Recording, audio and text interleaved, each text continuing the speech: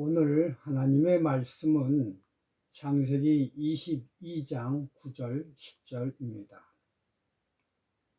하나님이 그에게 지시하신 곳에 이른지라 이에 아브라함이 그곳에 단을 쌓고 나무를 버려놓고 그 아들 이삭을 결박하여 단 나무 위에 놓고 손을 내밀어 칼을 잡고 그 아들을 잡으려 하더니.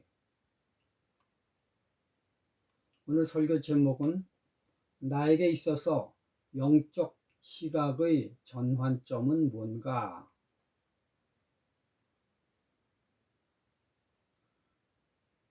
저는 요한복음 4장에 나오는 예수님과 사마리아 여인의 대화를 읽으면서 어떻게 가장 세상적 욕망에 가득 찬 저 여인이 한순간에 영적 사람으로 변했을까라는 생각을 해봅니다. 그래서 예수님과 사마리아 여인의 대화를 쭉 훑어봤습니다.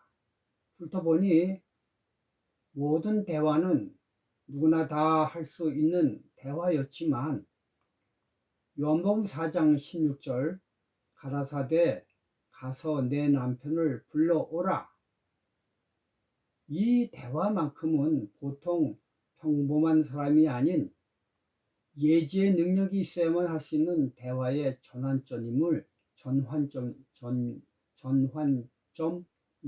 발견합니다.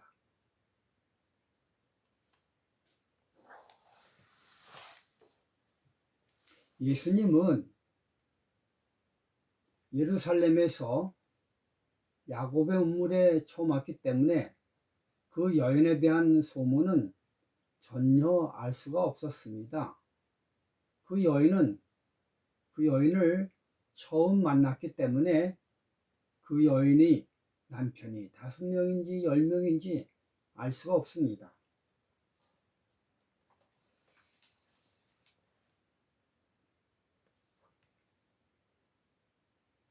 그러나 예수님은 하나님이시기 때문에 우리 평범한 사람은 알 수 없으나 그분은 다 아실 수 있으십니다. 그것이 우리와 예수님과의 차이입니다.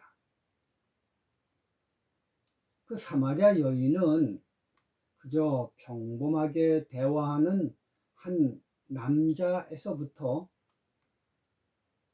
이 명령에 의거해 그녀는 예수님에 대한 시각이 180도 바뀌게 됩니다. 요한복음 4장 19절 여자가 가로되 주여 내가 보니 선지자로소이다. 그녀의 눈에 예수님은 일반적 평범한 사람에서 이 질문을 중심으로 영적 사람으로 인식하는 계기가 된 것입니다. 그의 목적은 여자의 마음속에 이 물을 필요로 하는 간절한 염원을 일깨우는 것이다. 그는 그녀의 생애의 비밀들의 주의를 집중시킴으로써 그 일을 이룬다. 제가 SDA 바이블 코멘터리에서 인용한 내용입니다.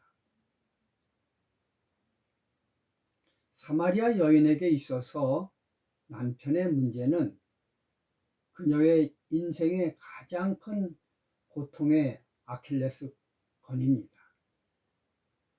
이 문제가 아니면 절대 그녀는 물질의 세상에서 영적인 세상으로 시각을 돌리지 못합니다. 그래서 예수님은 그녀의 가장 아픈 곳을 정곡으로 찍은 것입니다. 아브라함도 마찬가지입니다.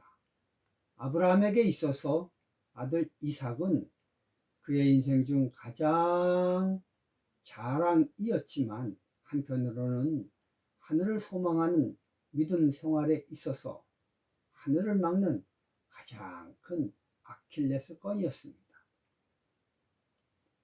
만약 하나님이 아브라함을 그대로 두었다면 아브라함은 그저 여러 사람 중에서 약간 특출난 평범한 사람으로 인생을 마쳤을 것입니다. 그의 눈에는 하나님은 보이지 아니하고 오로지 이성만 보였습니다. 성경에서 정의하기를 하나님보다 더 사랑하는 것이 있다면 그것이 무엇이든지 간에 그것은 우상이라고 하였습니다.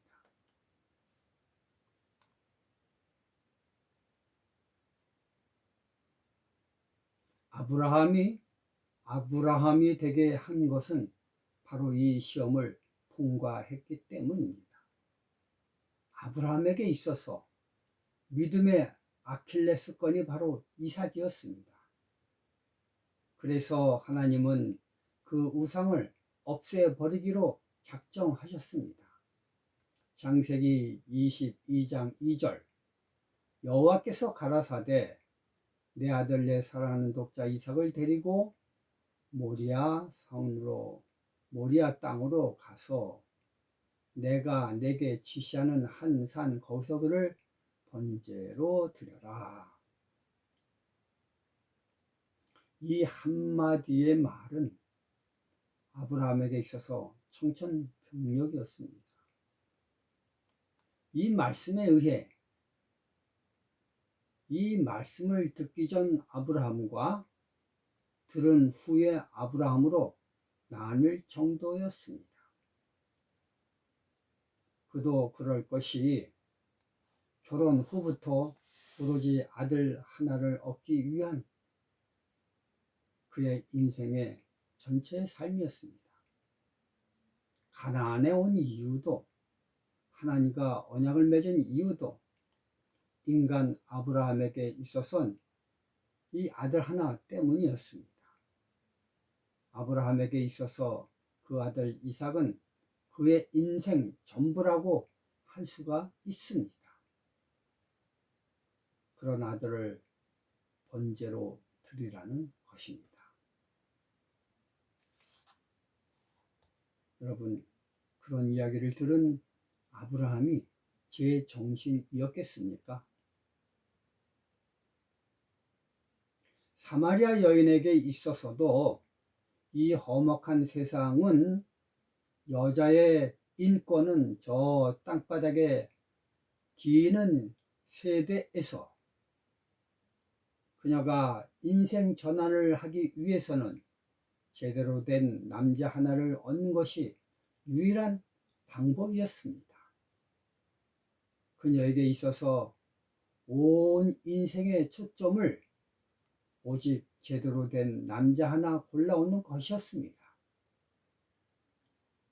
그런 그녀 앞에 이 세상 육체적 남자가 아닌 하늘의 영적 남자인 예수님을 만남으로 그녀의 물질적 눈이 영적인 눈으로 시각이 바뀌는 계기가 된 것입니다.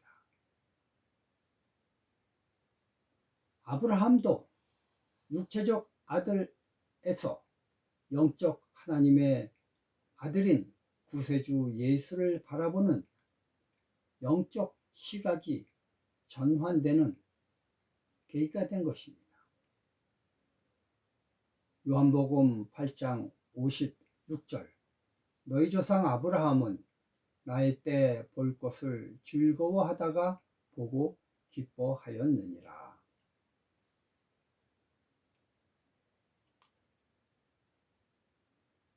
여러분, 동일한 패턴이 저와 여러분들에게도 동일하게 적용됩니다.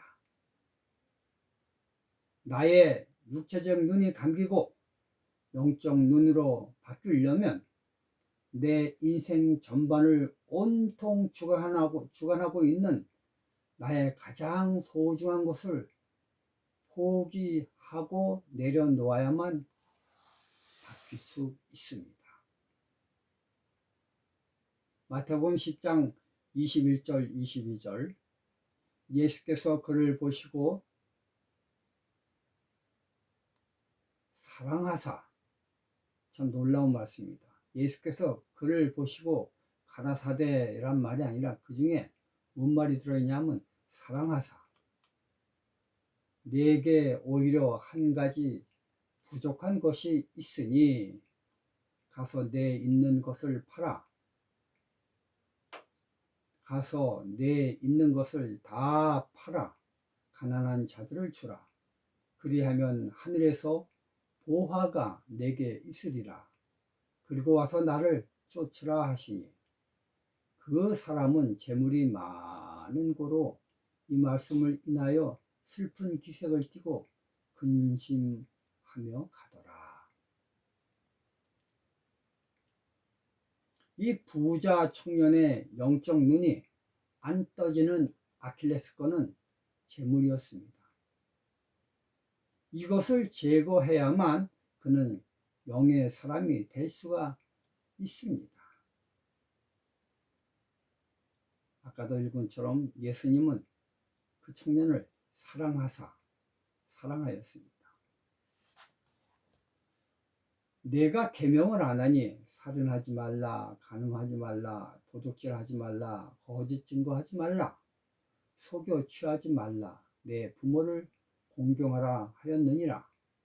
여짜오되 선생님이여 이것들을 내가 어려서부터 다 지키었나이다. 정말 기가 막힌 청년인 것입니다. 그러나 그에게 있어서 그 어떤 계명을 순종하여도 그를 180도 영적으로 전환시킬 수 없었습니다. 그를 전환시킬 수 있는 유일한 방법은 재물을 포기하는 것입니다. 동일하게 사마리아 여인에게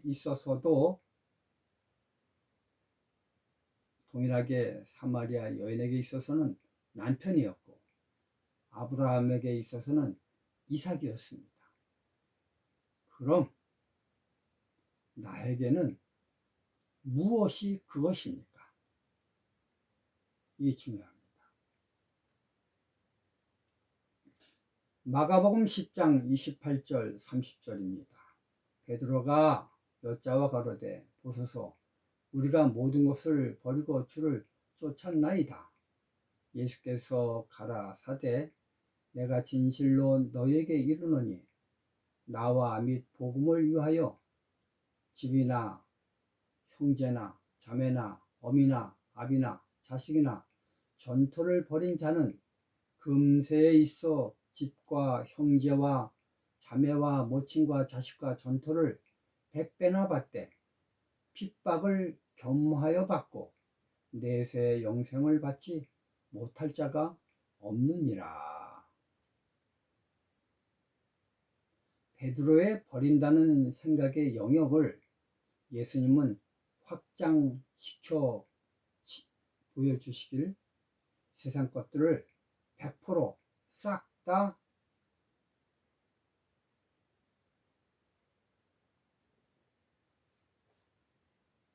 포기함을 말하고 있습니다. 저는 목사이기 때문에 평범한 사람보다 더 많은 장례 예식을 치르게 되었습니다. 땅을 판 무덤에 한 영혼을 넣으면서 가지고 가는 것이 아무것도 없음을 저는 분명히 보았습니다.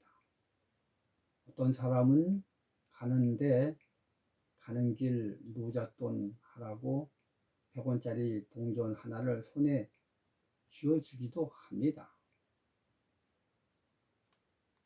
그렇지만 사실 그것 하나조차도 가지고 가지 못합니다.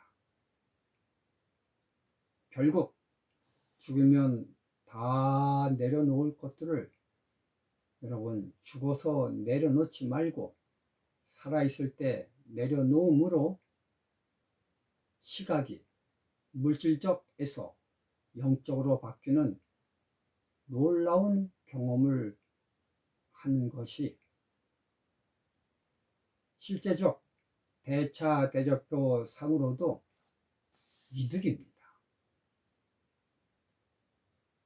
이성적으로 잘 생각하시며 주의 안에서 나의 아킬레스건이 무엇인지를 곰곰이 생각해보는 하루가 되시길 바라며 말씀을 마치겠습니다. 감사합니다.